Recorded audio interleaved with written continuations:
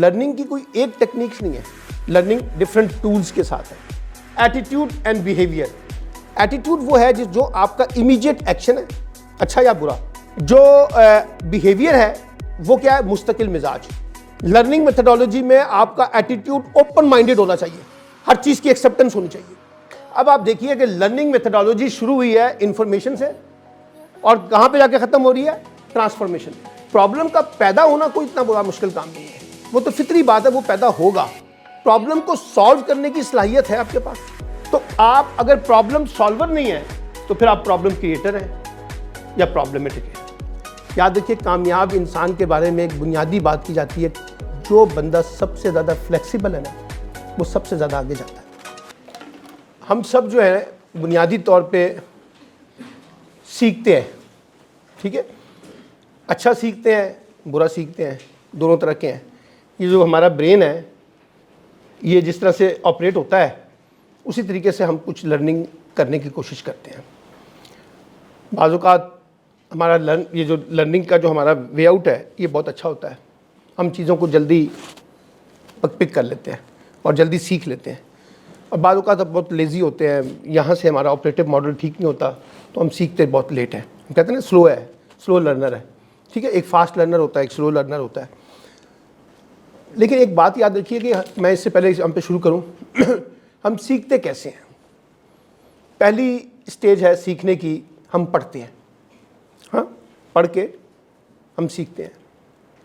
दूसरा, सुन के, ऐसे ही है ना। तीसरा, बोल के, वो सवाल करते हैं तो फिर वो जवाब देता है, तो उसमें आपका कम्युनिकेशन आ जाता है, बोलते हैं। चौथा, हम देखते हैं, ऑब्जर्व करते हैं, हाँ, उधर सामने की देखी चीज़ें, उससे हम चीज़ों को लर्न कर रहे हैं, ठीक है ना। उसकी बॉडी लैंग्वेज से हम उसको ज़ूम कर रहे हैं, तो हम देखते हैं, मुशाहिदा करते हैं। तो लर्निंग की कोई एक टेक्निक्स नहीं है, लर्निंग डिफरेंट टूल्स के साथ है। मसलन आप किताबें पढ़ के बहुत सीखते हैं, मैं फिल्में देख के बहुत सीखता हूँ। ड्रामा खुद एक बहुत बड़ी लर्निंग है, फिल्म खुद एक बहुत बड़ी लर्निंग होती है, ठीक है। तो हर एक के अपने अपने जाविये हैं लर्निंग के कॉन्टेक्स्ट में। अब आप देखिए, ये 6 चीज़ें हैं जो हमारी लर्निंग के अंदर ना ऑपरेटिव मॉडल के अंदर ऑपरेट करती हैं। पहला है इंफॉर्मेशन, और दूसरा है एजुकेशन। अगर मैं आप में से किसी से पूछूं कि मुझे बताइए कि इंफॉर्मेशन में और एजुकेशन में क्या फ़र्क है। देखिए, जो इंफॉर्मेशन है ना, वो सतही किस्म की होती है, फर्स्ट हैंड। जैसे हम अखबार पढ़ते हैं ना, तो हम अखबार की हेडलाइन सुनते हैं, तो हेडलाइन क्या होगी, इंफॉर्मेशन होगी ना। अब अगर आपने डिटेल में जाना है तो आपको उसकी पूरी डिटेल न्यूज़ सुननी पड़ेगी, पढ़नी पड़ेगी। तो ये याद रखिए कि इंफॉर्मेशन है एक इब्तदाई मालूमात, फर्स्ट हैंड इंफॉर्मेशन। नॉलेज है उसका in depth analysis, in depth study, किसी चीज़ की गहराई में जाके देखना, किसी चीज़ को नीचे उतर के देखना, किसी चीज़ के लिए बड़ा ज़्यादा मुताला करना, किताबों को पढ़ना, परखना, सवाल करना, सोचना, समझना, इन डेप्थ। हम कहते हैं यार इसके पास इब्तदाई इंफॉर्मेशन नहीं है, इसके पास बड़ा गहरा इल्म है, इसको सब कुछ पता है। तो जो सब कुछ पता है ना, वो आता है नॉलेज से। यहाँ पे एजुकेशन लिखा हुआ ना, यहाँ नॉलेज का लफ्ज़ इस्तेमाल होगा। तो इसका मतलब हुआ कि लर्निंग का एक बड़ा बेहतरीन टूल ये है कि ज़्यादा से ज़्यादा इंफॉर्मेशन गैदर करो, ठीक है, ज़्यादा से ज़्यादा, क्योंकि इंफॉर्मेशन की कोई हद तो नहीं है, वो तो किसी भी उसकी कोई आखिरी नहीं है उसका। तो वो आप आखिरी, वो कहते हैं ना, आप कब्र में जाने से आखिरी सांस तक आप कुछ ना कुछ सीखते रहते हैं। तो आप ज़्यादा से ज़्यादा इंफॉर्मेशन को गैदर करेंगे, आप ज़्यादा से ज़्यादा नॉलेज को गैदर करेंगे, जिसका कोई मुकाबला नहीं है। और नॉलेज में इतनी बड़ी तब्दीलियां आ रही हैं कि जो आज नॉलेज है वो कल पीछे रह जाएगा, नया नॉलेज आ जाएगा, ठीक है ना। नई नई टेक्निक्स, नई नई टेक्नोलॉजी, नया नया इल्म, नई नई इंफॉर्मेशन, सब चीज़ें आ रही। जो चीज़ें मैं अपने ज़माने में 80s 90s में इस्तेमाल करता था, तो आज उसका कोई तस्वर ही नहीं है। आज की दुनिया बिल्कुल बदल गई अपने इंफॉर्मेशन के कॉन्टेक्स्ट में, नॉलेज के कॉन्टेक्स्ट में, ठीक है ना। तो पहला कॉन्टेक्स्ट आप ये देखिए कि जो लर्निंग मेथडोलॉजी है, बगैर इंफॉर्मेशन हासिल किए बगैर और बगैर अपना नॉलेज हासिल किए बगैर आप खड़े होकर यहाँ बात नहीं कर सकते, आप कुछ लिख नहीं सकते, आप कुछ बोल नहीं सकते, आपका सेल्फ कॉन्फिडेंस नहीं आएगा, ठीक है ना। आपकी प्रेजेंटेशन में कपकपाहट होगी, आप रुक रुक के बात करेंगे, ठीक है ना। कई तरह की चीज़ें हैं ना जो हमारे फियर होते हैं। अगर आपके पास इन्फॉर्मेशन ना हो, एक बंदे का कलम बड़ी तेज़ी से चल रहा है ना, इसका मतलब उसके पास कुछ है तो लिखता जा रहा है। कुछ रुक रुक रुक रुक रुक रुक के लिख रहा है, उसका मतलब उसके पास कुछ नहीं है। कुछ बिल्कुल ही नहीं लिख रहा क्योंकि उसके पास बिल्कुल कुछ नहीं है। तो पहली लर्निंग मेथोडोलॉजी है कि ज़्यादा से ज़्यादा इंफॉर्मेशन को गैदर करो और ज़्यादा से ज़्यादा नॉलेज को गैदर करो।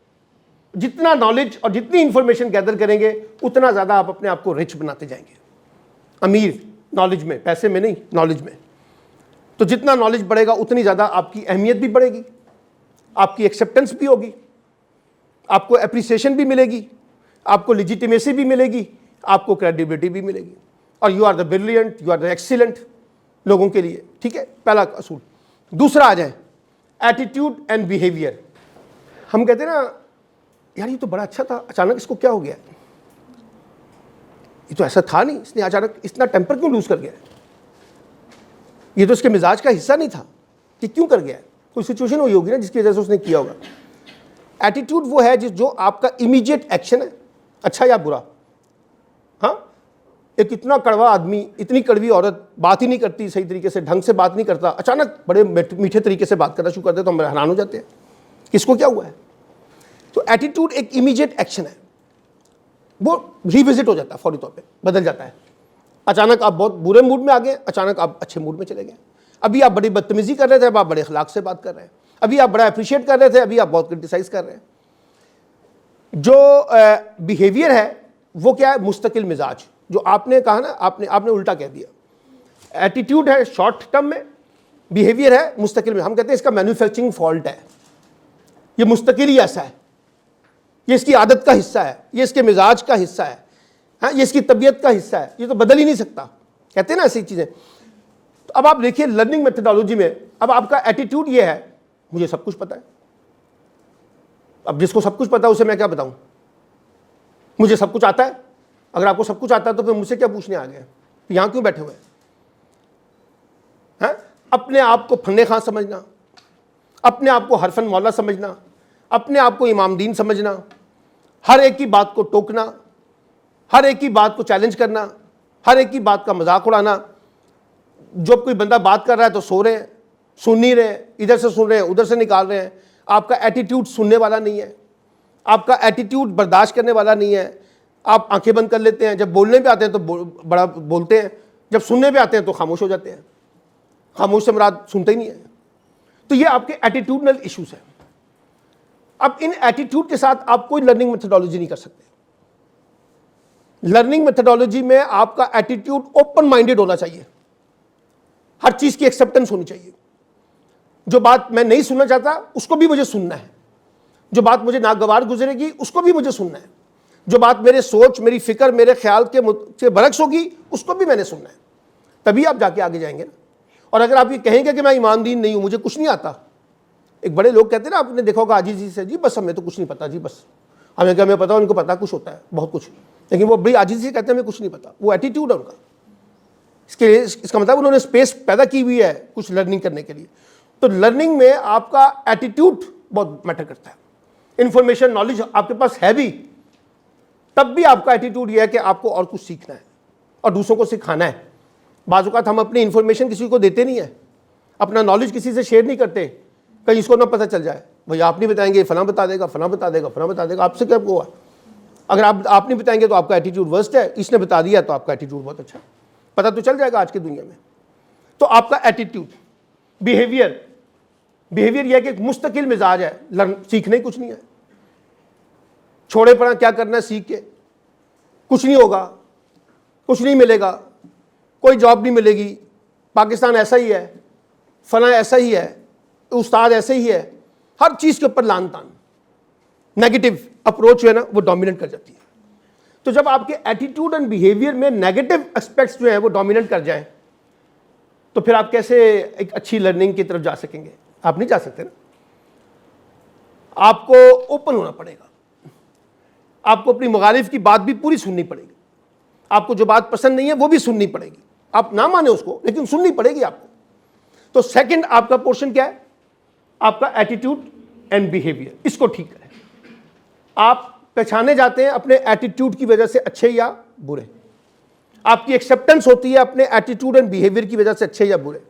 आप बहुत नॉलेजेबल हो ना, बहुत आप बड़े काबिल हो, बड़ा शानदार आपके पास इल्म है, आपका एटीट्यूड अच्छा नहीं है, सॉरी मैं आपके पास नहीं आऊँगा, मुझे क्या करना आपका इल्म में, जाए भाड़ में। आपका एटीट्यूड ठीक होना चाहिए। आपका इल्म कम है, एटीट्यूड बहुत अच्छा है, मैं आपके पास फिर भी आऊँगा। भाड़ में जाए जिसके पास इल्म है, मुझे उसके पास नहीं बैठना, मैंने आपके पास बैठना है। आपसे, आपका एटीट्यूड बहुत अच्छा है, आपसे मिलकर खुशी होती है, आपसे मिलकर कंफर्ट होता हूँ, आपसे मिलकर आसानी पैदा होती है, आपसे मिलकर ज़रा तबीयत में थोड़ा सा बोझलपन जो है वो दूर होता है। तो आप अपने एटीट्यूड की वजह से मैटर करते हैं, आप अपने बिहेवियर की वजह से मैटर करते हैं। तो ये सेकंड लर्निंग, क्योंकि देखिए ना, जब मैंने कहा कि आप ऑब्जर्वेशन से सीखते हैं, मुशाहिदे से सीखते हैं, लोगों को देख के सीखते हैं, तो उसमें तो सारी चीज़ ही एटीट्यूड एंड बिहेवियर की है। आप आंखें बंद करके रखेंगे तो आपको कुछ नजर नहीं आएगा, आप आंखें खोल के रखेंगे तो आपको सब कुछ नजर आएगा। आप किसी को सुनना चाहेंगे तो कुछ सुन सकेंगे, अगर आप नहीं सुनना चाहेंगे तो नहीं सुन सकेंगे। तो वो तो आपके एटीट्यूड एंड बिहेवियर का मसला है। अब ये बच्चा आके मुझे बताएगा कि यार आपकी चीज़ क्या होती है, तो मैं कहता हूँ छोड़ो छोड़ो, इसको क्या पता, इसकी थोड़ी सीखनी है हमने बातें। अब आज की दुनिया में तो बच्चे अपने माँ बाप को सिखा रहे होते हैं, टेक्नोलॉजी की दुनिया में, इल्म की दुनिया में। माँ बाप का इल्म कम है, बच्चों का इल्म ज़्यादा हो गया है, क्योंकि जिस किस्म की स्पेस, जिस किस्म की टेक्नोलॉजी, जिस किस्म का इल्म, जिस किस्म का सोशल मीडिया, डिजिटल मीडिया आ गया, आज बच्चों को बहुत कुछ पता है, हमें तो नहीं पता था, वो हमें सिखा रहे हैं। अब हम कह नहीं, हमने उनसे सीखना ही नहीं है, ये तो बच्चे हैं, जिसके पास इल्म है उससे आपने सीखना है। आपके माँ बाप का मोबाइल ख़राब हो जाए ना, तो बच्चों को कहते हैं आगे ठीक कर दो, वो क्यों नहीं ठीक करते, उनके पास नहीं है इल्म। उस ज़माने में नहीं था जिस वक्त लर्निंग एटीट्यूड्स होते थे, उस वक्त में मोबाइल था ही कहाँ। आज का बच्चे को दे दें, वो खोल पाल के सब कुछ ठीक करके आपके हाथ में पकड़ा देता है। तो मैं तो बच्चे से सीख रहा हूँ ना सर, ये कैसे कह सकता हूँ कि मैं बच्चों से नहीं सीख रहा। तो ये चीज़ें ज़रा जहन में रखिए कि आपका सेकंड पोर्शन क्या है, एटीट्यूड एंड बिहेवियर। तीसरा आ जाए एक्शन। जो कुछ सीखेंगे उसको कहीं ट्रांसलेट भी तो करेंगे ना। मतलब मेरे पास इल्म है तो मैं लिखूंगा, मेरे पास इल्म है तो बोलूंगा, मेरे पास इल्म है तो आपका सेशन लूंगा, ठीक है। मेरे पास इल्म था तो मैं यहाँ पे आपसे आके बात कर रहा हूँ ना, अगर नहीं होगा तो नहीं ले सकूंगा, सीधी सी बात है। और अगर ज़बरदस्ती लूंगा तो फिर आएँ बाएँ मारूंगा, चीन जापान में लाऊंगा, पकड़ा जाऊंगा, आप कहेंगे उस्ताद बना फिरता है, किसी पता कुछ नहीं है। तो आप कहीं एक्शन करते हैं उस चीज़ का जो आप सीखते हैं, ट्रांसलेट करते हैं। जब आप कोई घर में कोई चीज़ खाने पकाने की सीखते हैं तो क्या करते हैं, खाना पकाते हैं ना। जब पकाएंगे 1 दफ़ा 2 दफ़ा 3 दफ़ा 4 दफ़ा तो पॉलिश हो जाएगा ना। कपड़ा सीखना उसको सीना शुरू करते हैं तो कभी कुछ करते करते बड़े ऊपर जाते हैं। हर चीज़ सीखने के साथ है। तो ये जो आप ऊपर इंफॉर्मेशन, नॉलेज, एटीट्यूड, बिहेवियर के अंदर लर्निंग ले रहे हैं, इसको कहीं ट्रांसलेट करना है ना हमने, कहीं इसको एक्शन में लेके आना है ना। क्यों लेके आना है एक्शन में? ताकि आपकी क्रेडिबिलिटी बढ़े, आपके बारे में लोग कहें कि इसको पता है, इसको आता है, आपकी इज्जत बढ़े, आपका एहतराम बढ़े, आपकी शोहरत बढ़े, आपका नाम बने। इसीलिए तो आप अपने एक्शंस की तरफ जाते हैं। फिर एक्शन डिटरमिन करते हैं कि आप कितने अच्छे हैं, कितने बुरे हैं, कितने नॉलेजेबल हैं, कितने नॉलेजेबल नहीं है, कितने इन्फॉर्मेटिव हैं, कितने इन्फॉर्मेटिव नहीं है, कितने एटीट्यूडल अच्छे हैं और कितने एटीट्यूडल बुरे हैं, कितने बिहेवियरल अच्छे हैं, कितने बिहेवियरल अच्छे नहीं हैं। ये एक्शन डिटरमिन करेगा। और जब एक्शन होगा तो जो लोगों का फीडबैक आ रहा है उसमें आप क्या कर रहे हैं, रिव्यू कर रहे हैं। कौन सी ऐसी चीज़ है जो लोगों को अच्छी नहीं लगी, कौन सी ऐसी बात है जो लोगों को पसंद नहीं आई, कौन सी ऐसी चीज़ है जो लोगों को मुश्किल लगी। तो आप अपने आप को रिव्यू कर रहे हैं। और रिव्यू किस लिए कर रहे हैं कि अपने आप को रिविजिट करेंगे, दोबारा बदलेंगे उसको, उसकी शक्ल बदल देंगे। तो आप एनालिसिस करेंगे एंड फाइनली आप ट्रांसफॉर्म कर देंगे, फिर आप उसको फैला देंगे। अब आप देखिए कि लर्निंग मेथडोलॉजी शुरू हुई है इंफॉर्मेशन से और कहाँ पे जाके ख़त्म हो रही है, ट्रांसफॉर्मेशन पे। हर चीज़ की एक ट्रांसफॉर्मेशन है, हर चीज़ की एक मेथडोलॉजी है, हर चीज़ की एक लर्निंग प्रोसेस है। इस प्रोसेस में जाए बगैर आप कुछ नहीं कर सकेंगे। ये नहीं हो सकता कि आप क्लास 5 का एग्ज़ाम देने की बजाय कहेंगे मैं तो आज BSc का एग्ज़ाम दूंगा। आपको 5 का ही देना है, क्योंकि प्रोसेस है। BS में जाने के लिए पहले टाइम लगेगा सारा का सारा।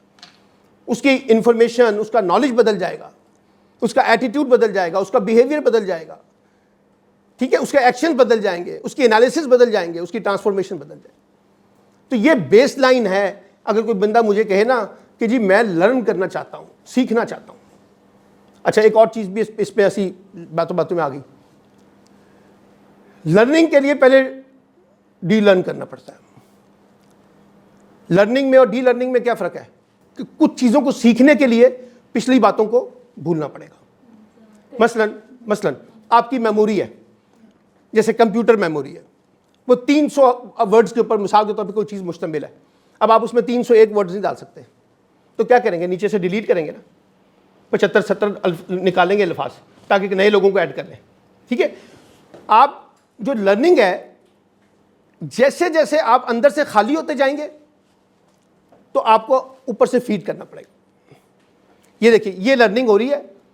मिसाल के तौर पे आप क्लास 6 में पढ़ रहे हैं फॉर एग्जांपल, अब क्लास 6 की जो लर्निंग है वो क्लास 10th में काम नहीं आ रही ना।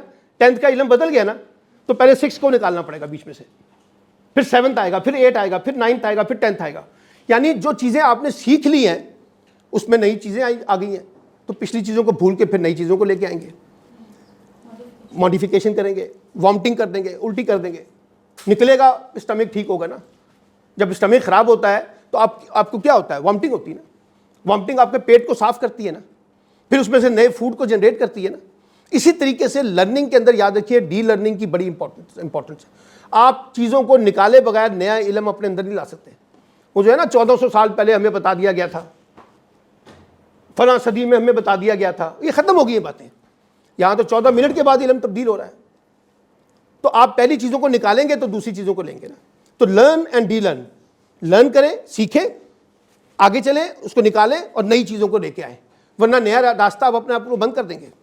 तो नए रास्ते के लिए आपको एक्सेप्टेंस पैदा करनी पड़ेगी उसके अंदर जाने के लिए। फिर आप देखिए, अगर आप प्रॉब्लम को सॉल्व नहीं कर सकते तो प्रॉब्लम तो होगा ना। मसले तो हम सबकी ज़िंदगी में आते हैं। कोई है ऐसा जो कहे कि मेरी ज़िंदगी में प्रॉब्लम नहीं आते? हर तरह के प्रॉब्लम आते हैं, personal problem, administrative problem, financial problem, educational problem, jobs related problem, career oriented problem, physical problem, emotional problem, हर तरह के प्रॉब्लम हमारी लाइफ के साथ हैं।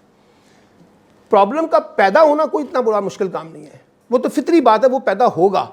प्रॉब्लम आपको आएंगे, प्रॉब्लम को सॉल्व करने की सलाहियत है आपके पास। प्रॉब्लम को सॉल्व करना आपको आता है? अगर आता है तो बहुत अच्छी बात है, अगर नहीं आता तो आपको सीखना है कि ये आपके साथ वाले ने कैसे अपना मसला हल कर दिया था, इसने कौन सा ऐसा टूल खेला था, इसने कौन सा ऐसा तरीकाकार इख्तियार किया था, तो उससे सीखेंगे। तो आप अगर प्रॉब्लम सॉल्वर नहीं है तो फिर आप प्रॉब्लम क्रिएटर हैं या प्रॉब्लमेटिक है। हम कहते हैं ये बड़ा पर्सनैलिटी, ये प्रॉब्लमेटिक है, हमेशा ही मुश्किल में रहता है, उससे बाहर निकलें। लोग आपके बारे में ये ना कहें कि आप प्रॉब्लमेटिक हैं, लोग ये कहें कि रिजॉल्व करने वाले लोग हैं। अगर इनके पास इशू आ जाए तो ये रिजॉल्व करते हैं, ये फंस नहीं जाते उसके अंदर। मैं किसी के बारे में अच्छा या नेगेटिव कमेंट दूँ ना, तो मैं ये देखता हूँ कि ये प्रॉब्लम सॉल्वर है या प्रॉब्लम को क्रिएट करने वाला है। ये पहले से मौजूद प्रॉब्लम को और ज़्यादा बिगाड़ देगा या पहले से मौजूद प्रॉब्लम को और ज़्यादा रिजॉल्व कर देगा। तो आपकी पहचान जो है प्रॉब्लम को हल करने वाले की होनी चाहिए, प्रॉब्लम में बिगाड़ पैदा करने वाले की नहीं होनी चाहिए। अगर आप प्रॉब्लम में बिगाड़ पैदा करेंगे इसका मतलब यू आर नॉट लर्न, आप लर्निंग कर ही नहीं रहे। आप बिला वजह बस अपने अंदर और प्रॉब्लम को क्रिएट कर रहे हैं, दूसरों के लिए भी प्रॉब्लम क्रिएट कर रहे हैं, अपने लिए भी कर रहे हैं। दूसरे नंबर पे सेल्फ मैनेजमेंट, अपने आप को कितना सेल्फ मैनेज करते हैं, अपने आप को कंट्रोल करना, अपने इमोशंस को कंट्रोल करना, अपनी विशेस को कंट्रोल करना, अपनी जायज़ ख्वाहिशात को कंट्रोल करना। आपके पास कुछ है नहीं ना, इसलिए कर नहीं सकते अभी आप। तो अपने आप को सेल्फ मैनेज, एजुकेशन में कितना टाइम देना है, स्पोर्ट्स में कितना टाइम देना है, रेस्ट कितना करना है, दोस्तों से कितना मिलना है, लाइफ का प्लान बनाते हैं ना, तो अपने आप को सेल्फ मैनेज करते हैं। एक अच्छा सेल्फ मैनेजर जो है, जो अपने आप को मैनेज करता है दूसरों के साथ, तो वो तो ज़्यादा बेहतर तरीके से अपनी लर्निंग को बना रहा है। उसको पता है कब पढ़ना है, कब सोना है, कब खाना है, कब करना है, फलां करना है, ये करना है, ये नहीं करना, इस वक्त प्रायोरिटी एरिया ये है, इस वक्त प्रायोरिटी एरिया नहीं है। तो अपने आप को सेल्फ मैनेजर आना चाहिए। अगर आप नहीं है तो आप फिर वो आखिरी हफ्ते में बैठ के किताबें खोल के बैठ जाते हैं कि बस उसमें रट्टा लग जाए, किसी तरीके से पास हो जाए। हैं, आखिरी रात को चलो, आखिरी घंटा कर लें, आखिरी 1 मिनट लगा लें, हैं पास पेपर। तो बस उस एटीट्यूड के साथ आप एक एवरेज स्टूडेंट ही बनेंगे ना। ये जो अच्छा स्टूडेंट होता है और ये जो एवरेज स्टूडेंट होता है, इसका फ़र्क यही है। हम भी 33 नंबर के लिए पढ़ते थे, पास हो जाए किसी तरीके से, तो पास ही हुए बस, ठीक है ना। तो ये एक कमाल है कि आप किस तरह से अपने आप को सेल्फ मैनेज करते हैं। और सेल्फ मैनेज का मतलब ये नहीं होता सिर्फ एजुकेशन में, यानी हर शोबे के अंदर जो आपकी ज़िंदगी की ज़रूरतें हैं उसमें आप कैसे सेल्फ मैनेज करते हैं। तीसरा, आपकी लर्निंग मेथडोलॉजी में, लर्निंग वर्किंग विद पीपल, आपके बहन भाइयों के साथ रिलेशनशिप्स कैसे चलते हैं, आपके अपनी कम्युनिटी में, अपनी फैमिली में रिलेशनशिप कैसे चलते हैं, आपके अपने कुलीग्स के साथ कैसे रिलेशनशिप चलते हैं, आपके अपने दोस्तों के साथ कैसे रिलेशनशिप चलते हैं, आप जहाँ जॉब करते हैं वहाँ कैसे रिलेशनशिप चलते हैं, आप बाज़ारों में जाते हैं शॉपिंग करने के लिए तो कैसे दुकानदारों के साथ आपका इंटरेक्शन होता है। बाज़ लोगों के दुकानदारों के साथ बड़े अच्छे ताल्लुकात बन जाते हैं हमारे, हम हमेशा वहीं से जाकर चीज़ें खरीदते हैं, एक रिलेशनशिप अच्छी हो जाती है ना, उसको भी आप पे ट्रस्ट होता है, आपको भी उस पर ट्रस्ट होता है। तो ये अगर आपको लोगों के साथ काम करना नहीं आता, लोगों को डील करना नहीं आता, लोगों के साथ स्टे करना नहीं आता, तो आप कैसे चीज़ों को लर्न कर सकेंगे। हर रोज़ किसी ना किसी से लड़ पड़ेंगे, हर रोज़ अपना ड्राइवर बदलेंगे, हर रोज़ अपना जो है ना दोस्त बदलेंगे, ठीक है, हर रोज़ जो है वो अपनी प्रोफेशन को बदलेंगे, हर रोज़ अपनी जॉब को बदलेंगे, मुझे इत्मीनानियत फिर भी नहीं आएगी। क्यों? क्योंकि आपको लोगों के साथ काम करना नहीं आता। और याद रखिए, हो सकता है आप इंडिविजुअली बहुत अच्छा काम करते हो, लेकिन एज टीम आप बहुत माठे हो, आप लड़ पड़ते हो आपस में, आपके काम करने के तरीक़ेकार नहीं है। इसीलिए हमने देखा है लोग इंडिविजुअली बहुत अच्छा काम करते हैं, उनको टीम में बिठा दें तो परेशानी हो जाती है, तो उससे अपने आप को बाहर निकालना है। लोगों के साथ काम करना सीखें, क्योंकि कहीं भी आप जाएंगे लोगों के साथ ही मिलकर आपको काम करना है। ऐसे नहीं हो सकता कि बगैर लोगों के आपको काम करना पड़े। तो ये एक बड़ी क्वालिटी है। चौथा, टेक्नोलॉजी यूज़ एंड डेवलपमेंट। अब आपको आप कहेंगे मुझे तो कंप्यूटर चलाना नहीं आता, मुझे तो फ़लाँ चीज़ टेक्नोलॉजी नहीं आती, मुझे तो फ़लाँ नहीं आती, मुझे फ़लाँ चीज़ नहीं आती। तो जितना आप टेक्नोलॉजी से दूर जा रहे हैं उतनी आपकी लर्निंग मेथडोलॉजी जो है वो कम होती जा रही है। आज की दुनिया तो टेक्नोलॉजी की है सर। आपके पास दो ऑप्शन है, जाके बैंक के सामने खड़े हो जाएं, लाइन लगाएं और 50 लोगों की लाइन लगी हुई है, 51 नंबर आपका है, बिल जमा कराएं। और एक तरीका यह है कि ये मोबाइल पकड़ें और इसके अंदर ऐप डालें और यहीं से 1 सेकंड के अंदर बिल जमा करा दें। कौन सा काम आसान है? दूसरा वाला है ना। तो सीखना पड़ेगा ना, ये ऐसे तो नहीं आ जाएगा। आज से 5 साल पहले, 4 साल पहले मुझे भी नहीं आता था, मैं भी किसी बंदे को पैसे दे के कहता था जाके मेरा बिल जमा करा के आ जाओ। वो एक मेरा भांजा आया, उसने मुझे कहा कि सर क्या चक्कर चला है, अब आपने बेवकूफ़ बनाया हुआ अपने आप को, ये बनाए लग मुझे मोबाइल दें। मैंने उनको मोबाइल दिया, उसने मुझे वो करके दे दी ऐप, हबीब बैंक की ऐप करके दी, तो मुझे तो इस्तेमाल करने नहीं आता था। उसने पहली दूसरी दो दफ़ा उसने करके दिखाया कि ऐसे बिल जमा होते हैं। उसके बाद मैं खुद ही जमा करा रहा हूँ आज तक, सारे के सारे बिल यहीं से ऑनलाइन जमा होते हैं। ठीक है, वो लाइन ख़त्म होगी, वरना मुझे ज़्यादा अपना ज़माना हम अपनी बहन को साथ लेके जाया करते थे। उसे कहते तुम 10 रुपये अपना चीज़ खिलाऊंगा, तुम चलो मेरे साथ बैंक, लाइन में लगना है। ठीक है, लाइन में बहन को लगा देता था, क्योंकि औरतों की बारियाँ कतार कम होती थी ना, मर्दों की बहुत ज़्यादा होती थी। या वहाँ कोई खातून होती थी तो उसकी रिक्वेस्ट कर लेते थे, बाजी जी साडा भी जमा करा दो।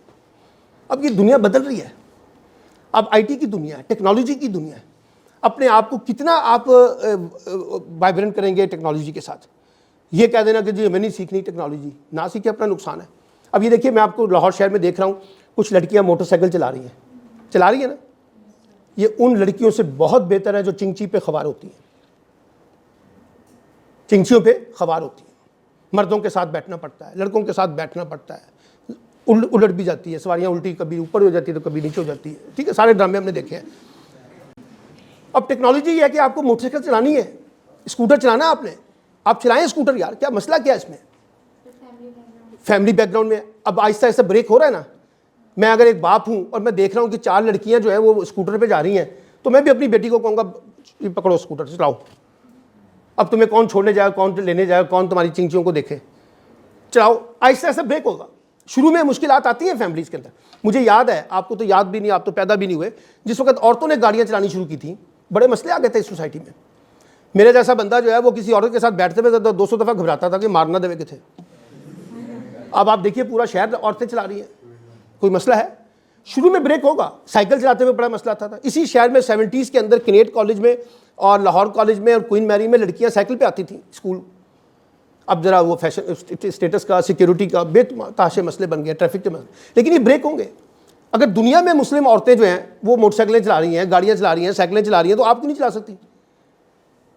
तो ये आसानी पैदा करनी पड़ेगी, टेक्नोलॉजी सीखनी पड़ेगी, डिपेंडेंट नहीं रहना पड़ेगा। तो आप जितना फ्रेंडली यूज़र होंगे टेक्नोलॉजी का, उतनी आप अपनी ज़िंदगी में आसानियाँ पैदा कर रहे हैं। ठीक है ना, उतनी आप आपकी लाइफ में बड़ा आसान। अब देखें ना, वो आ गया है चैट GPT। अब आप लिखें कि मुझे ये आर्टिकल चाहिए, वो आपको अंग्रेजी में आर्टिकल पकड़ा के आपके हाथ में पकड़ा देता है सेकंडों में। दुनिया कहाँ पहुँच गई है। हम अभी भी वो ग्रामर के जरिए अंग्रेजी सिखाना चाहते हैं बच्चों को, हैं पास्ट टेंस वो फला, आज तक कभी किसी को अंग्रेजी नहीं आ सकती इस तरीके से। तो ये 4 चीज़ें अब आप देख लें। नंबर 1 प्रॉब्लम सॉल्वर, अगर आप प्रॉब्लम सॉल्वर हैं। Number 2 self management. Number 3 working with people. और number 4 technology use and development. ये आपकी लर्निंग मेथोडोलॉजी को बढ़ाएंगी।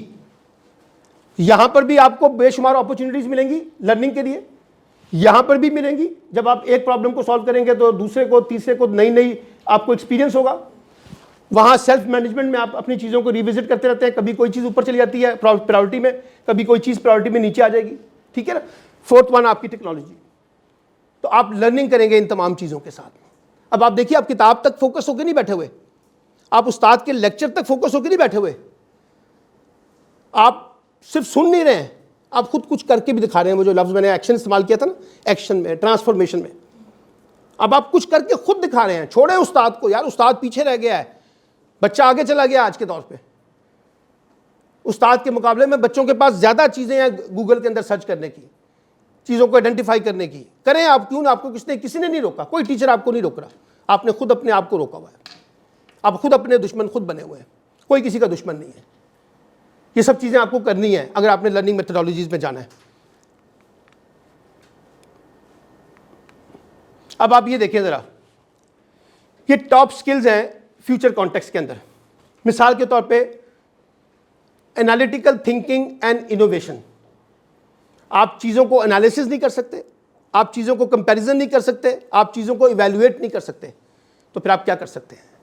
आपके सामने मुख्तलिफ किस्म के ऑप्शंस हैं ना, आपने उन ऑप्शंस को देखना है ना। जब आप कपड़ा लेने जाते हैं तो आप हर तरह का कपड़ा देखते हैं, तो क्या करते हैं कपड़े को, आप कपड़े को इवैल्यूएट कर रहे होते हैं कि कपड़ा कितना अच्छा है, इसका कलर कितना अच्छा है, क्वालिटी इसकी क्या है, कीमत इसकी ठीक है नहीं है, चलेगा नहीं चलेगा, गारंटी पूछ रहे हैं कितनी चलेगी कितनी नहीं चलेगी, सारी बातें पूछ रहे हैं। तो आप क्या कर रहे हैं, चीज़ों को एनालिटिकल एनालाइज कर रहे हैं। नहीं नहीं, ये कपड़ा छोड़ दें, ये ज़्यादा बेहतर लग रहा है, ये ज़्यादा बेहतर क्वालिटी लग रही है। और इनोवेशन, नई नई चीज़ों को जनरेट कर रहे हैं। जितना आपका इल्म होगा, जितना आपका एक्सपीरियंस होगा, जितनी आपकी नॉलेज होगी, जितना आपके पास इंफॉर्मेशन होगा, आपके पास नए आइडियाज़ आने शुरू हो जाएंगे ऑटोमेटिकली। जब अंदर से खाली हैं तो आइडिया कहाँ से आएगा? जब आइडिया लेने के लिए, इनोवेशन करने के लिए, नई चीज़ करने के लिए अंदर भरा होना चाहिए ना। जब यहाँ कुछ है तो फिर वो आपको बार बार चीज़ों को निकाल के लेके आ रहा है। तो इनोवेटिव हो जाए, एनालिटिकल करना शुरू करें, active learning and learning strategies, तेज़ी से लर्न करना शुरू करें। अगर आप पीछे रह जाएंगे तो पीछे रह जाएंगे। अपने आप को उस स्पीड के साथ मेंटेन करें जो स्पीड आपको चाहिए लर्निंग की। कि उस्ताद जो है वो सारे जो स्लो लर्नर होते हैं ना, उस्ताद उसका दुश्मन होता है। असली तौर पर दुश्मन ही होना चाहिए, उस्ताद को उसको साथ लेके चलना चाहिए। लेकिन वो कहता है ये पीछे रह गया ना यार, मैं क्या कर सकता हूँ, मुझे बाकी लोगों को लेके चलना है। वो फिर आगे चला जाता है, बच्चा पीछे रह जाता है। फिर उसके लिए ट्यूशन वगैरह रखते हैं, फिर उसके लिए और तरीके ढूंढते हैं। तो आपको एक्टिव लर्नर बनना है। एक्टिव लर्नर क्या होता है? जहाँ से कोई चीज़ मिले फौरी तौर पर सीखो। यहाँ से, गूगल से, फलां से, फिल्म से, ड्रामे से, एड से, नॉलेज से, लेक्चर से, फलां से सीखो। अपने आप को एक्टिव लर्नर बनाए। कॉम्प्लेक्स प्रॉब्लम सॉल्विंग, जितने मुश्किल मसले हैं उनका हल ढूंढें। हर चीज़ का हल होता है, तो प्रॉब्लम को सॉल्व करना सीखें। उसको कॉम्प्लेक्स ना करें, उसको आसान करें। जितना उसको कॉम्प्लेक्स करेंगे उतना ज़्यादा वो आपके लिए एक जिसे कहते हैं डर्टी गेम बन जाएगी। ठीक है। फिर आप देखें एनालिसिस और क्रिटिकल थिंकिंग में कह चुका हूं। क्रिएटिविटी, चीज़ों को क्रिएट करना सीखें। ठीक है। ओरिजिनलिटी, ऐसी चीज़ जो बिल्कुल एक पायदार, इंडिजीनियस, उसकी ओरिजिन नीचे से निकल के आ रही है।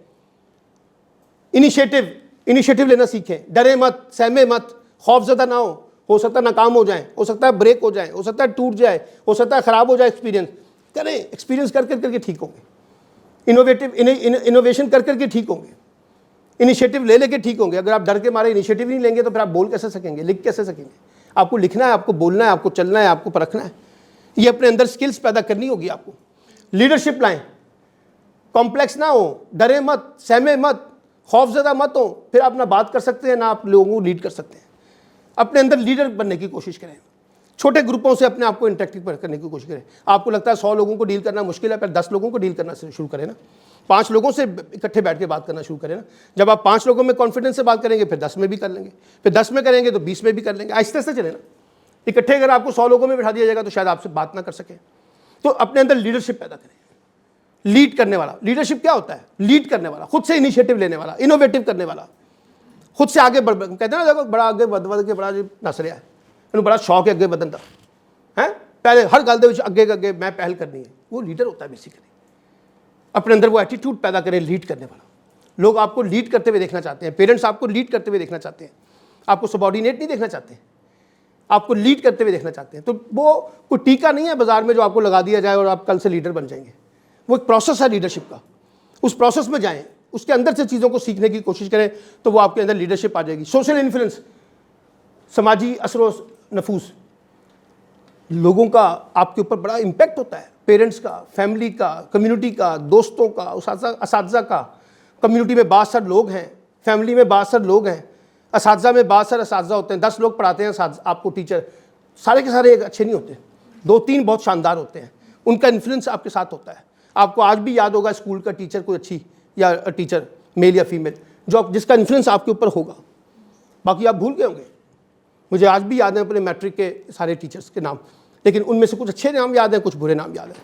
किन के साथ बुरा एक्सपीरियंस भी हुआ है और किसी के साथ अच्छा एक्सपीरियंस भी हुआ है। तो वो आपका सोशल इन्फ्लुएंस जो है उसको गैदर करें, क्योंकि आपकी ताकत है आपका सोशल इन्फ्लुएंस, आपके साथ रहने वाले लोग, उसको बढ़ाएं। फिर आप ये देखें डिजिटलाइजेशन का मैंने आपको बता दिया, टेक्नोलॉजी का, वो सारा आपको उसमें लेके जाना है। Resilience, stress, peace and social tolerance and flexibility. अब ये लफ्ज़ कितने शानदार है। रेजिलेंस, डरना नहीं है, मुज़ाहमत करनी है, खड़े होना है, स्टे करना है, आसानी से हार नहीं माननी। स्ट्रेस, अपने अंदर जो इस वक्त एक बोझ आया हुआ उसको उतारना है, उसको अपने ऊपर चढ़ाना नहीं है। स्ट्रेस को अगर आप अपने ऊपर चढ़ा लेंगे तो फिर आप उदास शक्लें, कुछ भी नहीं होने वाला फिर आपके साथ, फिर आप स्ट्रेस में चले गए। पीस, इंटरनल पीस, अंदर से मुतमईन होंगे तो कुछ करेंगे ना।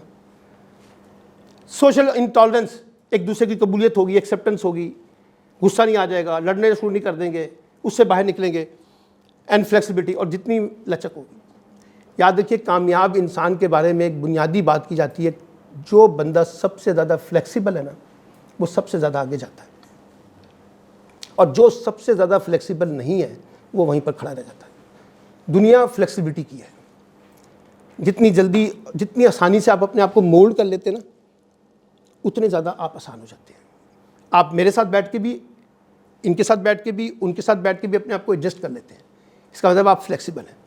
आपको पता है इस इन्वायरमेंट में क्या बात करनी है, इस इन्वायरमेंट में कैसे बिहेव करना है, फला इन्वायरमेंट में कैसे बिहेव करना है, फला इन्वायरमेंट में कैसे बैठना है। अब आप दोस्तों में गपशप मारते हैं ना, लेकिन टीचर्स के साथ जब गुफ्तगू करेंगे तो डिफरेंट हो जाएंगे। बहन भाइयों से शरारतें करेंगे, बाप से माँ से बात करेंगे तो डिफरेंट हो जाएंगे। कज़न से बात करेंगे, लेकिन फुप्पी चाची मामी ताई से बात करेंगे तो डिफरेंट हो जाएंगे। क्यों? आप अपने आप को उसमें एडजस्ट कर लेते हैं। आपको पता है कि यहाँ क्या बात करनी है, यहाँ क्या बात करनी है। यहाँ मैं गाली भी बक सकता हूँ दोस्तों के साथ, वहाँ बिल्कुल नहीं बक सकता। तो आपका पूरा का पूरा कैरेक्टर चेंज हो जाता है, क्योंकि आप फ्लेक्सिबल हैं। आप एक जैसे एटीट्यूड के साथ हर जगह नहीं चल सकते। कहीं आपको बिल्कुल डिफरेंट एटीट्यूड अपनाना होगा, कहीं आपको बिल्कुल डिफरेंट एटीट्यूड अपनाना होगा। तो उसमें फ्लेक्सिबिलिटी पैदा करें। एंड आखिरी चीज़ है conflict management and best practices. Conflict को मैंने आपको कहा है कि रिजॉल्व करना सीखें। पहले रिजॉल्व करने से पहले उसको समझें कि कॉन्फ्लिक्ट है क्या, किस बात के ऊपर है। हो सकता है कि लड़ाई जो हुई है ना वो सिर्फ मेरे सॉरी कहने से ही हल हो जाए। बड़ी लंबी चौड़ी साइंस मारने की ज़रूरत ही नहीं है। सिंपल से मैं कहूँगा सॉरी यार, मुझे बड़ा अफसोस है कि मैंने आपके साथ ज्यादती की है। आपका आधा गुस्सा जो है ना मेरे बारे में डाउन हो जाएगा। अच्छा, हो सकता है मैंने गलती ना भी की हो, लेकिन मुझे पता चल जाए एनालिसिस में कि अगर मैं सॉरी कर लूँ तो मसला हल हो जाएगा। आप कई दोस्तों को कहते हैं यार तुमने सॉरी क्यों किया है, तुम्हारा क्या कसूर था, तुमने बिला वजह सॉरी कर दिया। नहीं यार कोई बात नहीं, हो सकता है, ठीक है। इसका मतलब क्या है? आप इनोवेटिव तरीके से, गलती आपकी नहीं है फिर भी आपने गलती मान के आगे बढ़ना, रास्ता निकालना है। आना नहीं है, जिद नहीं है, खड़ा नहीं हो जाना एक जगह के ऊपर कि हम एक दूसरे से बात नहीं कर सकते। तो उसको देखने की ज़रूरत है, ठीक है। तो अब बेस्ट प्रैक्टिसेस क्या है? सीखें कि आपके दोस्तों ने कैसे चीज़ों को रिजॉल्व किया है। आपकी फैमिली में जब इश्यूज आते हैं तो कैसे डील करती हैं आपके पेरेंट्स वगैरह, आपके फैमिली के बाकी लोग कैसे डील करते हैं, आपके बहन भाई कैसे डील करते हैं, आपके रिश्तेदार कैसे डील करते हैं, आपके दोस्त कैसे डील करते हैं कॉन्फ्लिक्ट को। और कॉन्फ्लिक्ट मैनेजमेंट पे बेतहाशा मूवीज़ मौजूद हैं। बड़े बड़े इश्यूज़ को छोड़े, हमारे छोटे छोटे इश्यूज़ के ऊपर भी चीज़ें चलती हैं। तो जो बेस्ट प्रैक्टिसेस हैं उसको अपनाने की कोशिश करें। तो क्या मुश्किल है उसमें अगर हम उसको करना चाहें। अब आप ये देखिए policy action and social transformation की जो मैंने लास्ट बात की थी, ये लास्ट स्लाइड है, बस इसी के ऊपर बात करते हैं। अगर आपको कम्युनिकेट करना नहीं आता और प्रेजेंट करना नहीं आता चीज़ों को, तो आप कितना अच्छा नॉलेज रखते हो अपने अंदर, उसका फ़ायदा कोई नहीं है। आपने देखो कई स्टूडेंट्स होते हैं बहुत अच्छे होते हैं, बोल नहीं पाते, अपने आप को प्रेजेंट नहीं कर पाते, हैं बड़े टैलेंटेड, लेकिन उन्होंने ये दो स्किल नहीं सीखी, कम्युनिकेशन एंड प्रेजेंटेशन, ये आपको सीखनी पड़ेगी। अदरवाइज आपका ट्रांसफॉर्मेशन नहीं हो सकती, आपका एक्शन प्लान नहीं जाएगा आगे। अगर आप अच्छे कम्युनिकेटर नहीं है, आप अच्छे प्रेजेंटर नहीं है। प्रेजेंटर सिर्फ अपने कपड़ों से नहीं होता प्रेजेंटर, ठीक है। बाजू का लोग अपने ड्रेसेस से बहुत शानदार लग रहे होते हैं, अपने चेहरे से बहुत खूबसूरत लग रहे होते हैं, जब आप उनसे बात करते हैं तो बड़ी दुख होता है आपको, ओ यार बोलता ना तो अच्छा था, हाँ, क्योंकि you are not a good communicator. तो आपको अपने अंदर एक अच्छी कम्युनिकेशन पैदा करनी है और अच्छा प्रेजेंटर पैदा करना है। एक चीज़, अच्छा निगोशिएटर। आप मुझसे कुछ लेने आए ना, तो ऐसे तो नहीं मैं आपको दे दूंगा चीज़ें, मेरे पास कोई ऐसी मोहब्बत तो नहीं है कि मैं आपको चीज़ें बांटने के लिए आया हूँ। आप निगोशिएट कैसे करते हैं मुझसे, कैसे मेरी जेबों में मेरे हाथ डलवाते हैं। बिल्कुल सिंपल सी मैं आपको मिसाल बताता हूँ। आप जाके कहना अपने अब्बा जी को, अब्बा जी मुझे 500 रुपये दे दें, अगर वो दे दें तो मुझे आके पकड़ लीजिएगा, वो नहीं देंगे आपको। अब आप पहले बैठेंगे बाप के पास, वो पैर शैर भी दबाएंगे, थोड़े से चापलूसी भी करेंगे, थोड़ा सा मक्खन भी लगाएंगे, हैं, थोड़ी सी बातचीत भी करेंगे। 500 से बात शुरू होगी, वो कहीं 200-250 रुपये पे जाके फाइनल हो जाएगा, हैं। तो मैंने बात ही 500 की थी, चाहिए तो मुझे 200-250 ही थे, ठीक है, ताकि वो बात वहीं पर जाके रुक जाए। तो आप निगोशिएट करते हैं, गिव एंड टेक करते हैं, पहले माहौल बनाते हैं, उसमें हम्बल एटीट्यूड पैदा करते हैं, फ्लेक्सिबिलिटी पैदा करते हैं। वो कहते हैं नहीं बेटा आज तो मैं नहीं दे सकता, तो मैं तुम्हें कल दे दूंगा। आप कहेंगे मैं तो अभी लेना है, तो ले लें, फिर आपको अभी मिलता है तो। अब वो कल पे मान रहे हैं तो कल ही ले लें, ठीक है बाजी मैं कल ले लूँगा। तो आप निगोशिएट करने की सलाहियत पैदा करें। और ये अपने दोस्तों के साथ भी होता है, ये अपने कम्युनिटी के साथ भी होता है, अपने असातिज़ा के साथ भी, अपने पेरेंट्स के साथ भी, अपने रिश्तेदारों के साथ भी। अच्छे निगोशिएटर होंगे तो अच्छी चीज़ें आपको मिलेंगी, ठीक है। फिर आप लॉबिंग करते हैं। मिसाल के तौर पे अब्बा जी से कोई चीज़ लेनी है तो माँ के पास जाके कहते हैं जी आप सिफारिश करें ना अम्मा जी अब्बा जी से, हाँ। एक वो बड़ी बहन जो है, वो बहन बड़ी लाडली है बाप की, जब तुम जाके कहो ना अब्बा जी को कि मुझे वो पैसे दे दें। तो लॉबी करते हैं, अपने लिए माहौल बनाते हैं, अपने लिए चीज़ें क्रिएट करते हैं, हैं। मुझे इनसे कोई ज़रूरत है तो मैं इनसे कहूँगा कि आप ज़रा इनसे रिक्वेस्ट करें ना कि मेरे बारे में थोड़ा सा ये नरम गोशा पैदा करें और जो चीज़ मुझे चाहिए इनसे ये मुझे दे दें। अगर वो मुझे लगता है कि इनकी बात ज़्यादा सुनती है, आपकी बात ज़्यादा सुनती होंगी तो आपसे कहूँगा, इनकी बात ज़्यादा सुनती तो इनसे कहूँगा, तो लॉबी करता हूँ ना, एक माहौल बनाता हूँ ताकि मैं अपने लिए आसानी पैदा कर सकूँ। फिर आप ये देखिए, वो आ गया, इसको छोड़ दें। Diversity management. डाइवर्सिटी मैनेजमेंट ये है कि आप एक जैसे नहीं हैं, आप 5 बहन भाई एक जैसे नहीं हैं, सबकी सोच, सबकी शक्लें, सबका अंदाज, सबकी हर चीज़ मुख्तलिफ है। उसके अंदर अपने आप को एडजस्ट करना सीखें। आपको किसी के ख्याल, आप देखें माँ के 5 बच्चे हैं, 5 एक जैसे नहीं हैं, अच्छे नहीं हैं, उनमें से कुछ ज़रा बुरे एटीट्यूड के भी हैं, तो माँ बाहर तो नहीं निकाल देती, माँ उसी के अंदर एडजस्ट करती है ना, उसी के अंदर रखती है ना अपने आप को। तो इसी तरह आपको भी दोस्तों को बाहर नहीं निकालना, आपको उसके अंदर रखना है, उनकी अच्छी बुरी चीज़ों को कबूल करके चलना है। हर बंदा परफेक्ट नहीं हो सकता, हर बंदा 100% गलत भी नहीं है, उसके अंदर कुछ अच्छी चीज़ें कुछ बुरी चीज़ें, दोनों के दरमियान एक बैलेंस करके डाइवर्सिटी। मज़हब के बारे में डाइवर्सिटी, आपका मज़हब मेरा मज़हब अलग हो सकता है, आपका रिलीजन, आपका मेरा फ़िरका, आपकी फ़लाँ, आपकी बरादरी, हर चीज़ मुख्तलिफ हो सकती है, आपका सूबा, आपका फ़लाँ। तो उसमें डाइवर्सिटी पैदा करें, एक दूसरे के साथ एक्सेप्टेंस पैदा करें।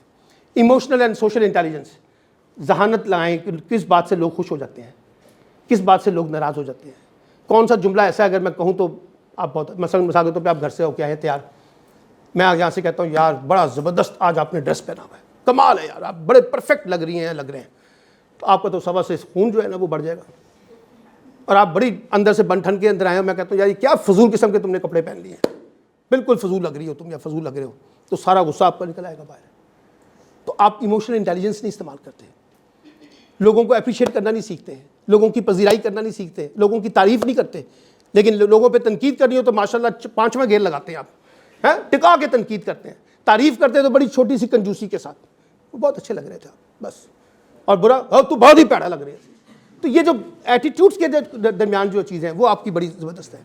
तो आप लोगों की सोशल इमोशनल इंटेलिजेंस को देखें, लोग कैसे खेलते हैं, लोग कैसे अपने आप को ईजी करते हैं, कौन सी बातें जो उनको आसानी से ईजी कर देती हैं, उसके अंदर अपने आप को सीखने की कोशिश करें। फिर कोलैबोरेटिव एंड पार्टनरशिप, दुनिया ही सारी कोलैबोरेशन की है सर, दुनिया ही सारी पार्टनरशिप की है। मियाँ बीवी का रिश्ता पार्टनरशिप, बहन भाइयों का रिश्ता पार्टनरशिप, माँ बाप का रिश्ता पार्टनरशिप, दोस्तों का रिश्ता पार्टनरशिप, ऑफिस में जाएंगे कुलीग्स के साथ रिश्ता पार्टनरशिप, सारा पार्टनरशिप है। और पार्टनरशिप कहाँ कायम होती है? जहाँ आप कोलैबोरेट करते हैं, एक दूसरे के साथ ताउन करते हैं। आज मैं आपके साथ ये कर रहा हूँ तो कल आपके साथ ये करूँगा, आज ये कर रहा हूँ तो कल ये कर रहा हूँ, आज ये कर रहा हूँ तो कल ये कर रहा हूँ, ठीक है ना, वो काम चलता है, अदरवाइज नहीं चलता। तो कोलैबोरेटिव हो जाए, लोग ये कहेंगे यार ये हमसे मिलकर काम करने के आदी हैं, और पार्टनरशिप पे बिलीव करें। इंडिविजुअल से लड़ाई लड़ ली जितनी लड़नी थी, कोलैबोरेटिव एटीट्यूड्स में जाएं। टाइम मैनेजमेंट, जहाँ चीज़ें टाइम करनी है, टाइमली करनी है, उसको टाइम मैनेजमेंट के अंदर लेके जाएं तो चीज़ें टाइमली डील हो जाएंगी। नहीं करेंगे तो डिले चलेगा, डिले चलेगा तो चीज़ें खराब हो जाएंगी जी। फिर जजमेंटल एंड डिसीजन मेकिंग, अब आप जल्दी से जजमेंटल ना हो, फौरी तौर पे फैसला ना सुनाएं। फौरी तौर पे आपने कहा आप बहुत बुरे हैं, फौरी तौर पे आपने कहा आप बहुत अच्छे हैं, फिर बाद में पछताते हैं, ना वो बुरा निकलता है ना वो अच्छा निकलता है। तो स्लो करें, अपने फैसले करते वक्त, अपना जजमेंट करते वक्त स्लो करें, पहले सोच लें, समझ लें, परख लें, टाइम लगाएं, उसके बाद फिर आप इन चीज़ों को देखने की कोशिश करें तो आपको चीज़ समझ आ जाएगी। एंड फाइनली क्रिएटिव बता दिया मैंने, एंड इनोवेटिव माइंडसेट। ये माइंडसेट जो है ना, जितना क्रिएटिविटी है ना, जितनी ज़्यादा चीज़ों को क्रिएट करेगा, दर्जी है ना, उसके पास जाके कहें कपड़े सीधे हैं, वो सीधेगा। अच्छे दर्जी में और बुरे दर्जी में फ़र्क आजकल ये नहीं है कि कपड़ा कौन अच्छा सीता है, कौन कितना इनोवेटिव है, कौन कितने ज़्यादा डिज़ाइन बनाता है, हाँ, कौन ज़्यादा अच्छे आज के जदीद फैशन के मुताबिक कपड़े सीता है। उसकी वजह यह है कि वो क्रिएटिव है, वो नए नए डिज़ाइन सीखता है, उसे पता है गाहक कंज्यूमर जो है वो क्या चाहता है, उसे पता है कि नए नए माइंडसेट के साथ इनोवेटिव करना है। कभी वो शलवार के अंदर ये जहाँ से एक लाइन खींचनी है, तो कभी कपड़ों के अंदर वहाँ से लाइन खींचनी है, कभी उसका गला ऐसा बनाना है, कभी उसके बाजू ऐसे बनाने हैं, कभी उसको लेंथ बनानी है, कभी उसके अंदर क्या खूबसूरती पैदा करनी है, कौन सी बेल लगानी है, कौन सा बूटा लगाना है, वो सारी चीज़ें उसको पता है। उसको पता है किससे लोगों को मुतासिर किया जा सकता है, क्योंकि वो इनोवेटिव है और उसका माइंडसेट ओपन है। दूसरा, बड़े सादे तरीके से कपड़े सीधे थे, आप कहते हैं बड़े सादे सीधा है।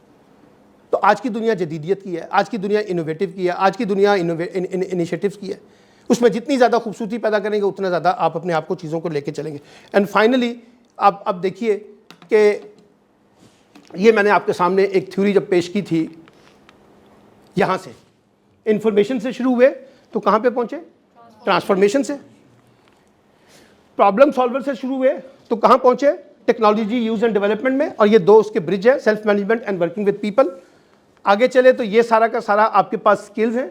अगर आपके पास ये स्किल्स आती हैं तो आप अच्छे तरीके से बिहेव कर सकते हैं, और ये भी स्किल्स है, अगर आपके पास ये चीज़ें आती हैं तो आप ज़्यादा बेहतर तरीके से एक लर्निंग मेथडोलॉजी जो है ना, उसके अंदर जो है अपने आप को टेक्निक्स जो हैं, मेथडोलॉजीज़ जो हैं, उसमें ज़्यादा बेहतर तरीके से परफॉर्म कर सकते हैं।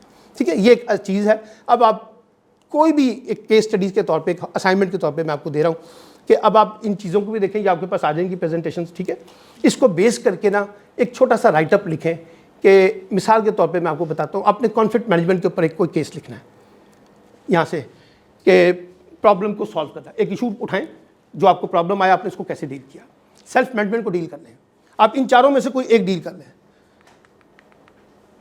इसमें से सेल्फ मैनेजमेंट को डील कर लें, प्रॉब्लम सॉल्विंग को डील कर लें, वर्किंग विद पीपल, आप अपना एक्सपीरियंस लिख दें कि किसी के साथ मैंने काम किया तो क्या एक्सपीरियंस हुआ। एंड टेक्नोलॉजी, जब मैं नहीं करता था टेक्नोलॉजी, वो है ना स्लिमिंग सेंटर में आने से पहले और स्लिमिंग सेंटर में आने के बाद, पहले दिखाते हैं बहुत मोटा, ठीक है, और फिर उसके बाद दिखाते हैं बहुत कमज़ोर, तो वो कहते हैं देखिए कितना फ़र्क आ गया। तो अब जब आपके पास टेक्नोलॉजी नहीं थी तो आप क्या फील करते थे? आज टेक्नोलॉजी आपके पास आ रही है तो आप क्या फील कर रहे हैं? आसानियाँ पैदा हो रही हैं। तो उसके ऊपर एक छोटा सा 500 वर्ड्स का राइटअप लिखें, 300 to 500 वर्ड्स, और वो यहाँ पे सबमिट करवा दें, तो इंशाल्लाह फिर हम उसको देख लेंगे और चीज़ें ठीक हो जाएंगी। कोई क्वेश्चन है तो जल्दी से कर लीजिए, अदरवाइज़ ख़त्म करें जी।